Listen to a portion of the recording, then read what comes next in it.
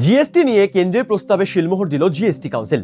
এবার থেকে থাকছে না 12% এবং 28% স্ল্যাব, এর পরিবর্তেই থাকছে 5%, 18% এবং 40% স্ল্যাব।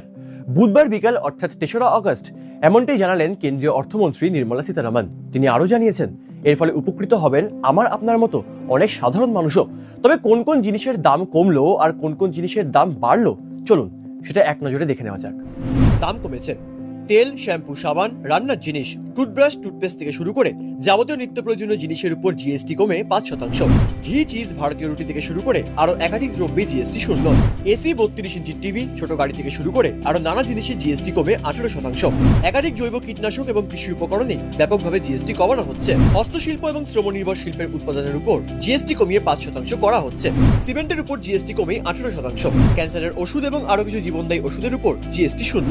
গাড়ির যন্ত্রাংশের উপর জিএসটি কমিয়ে 18%। ব্যক্তিগত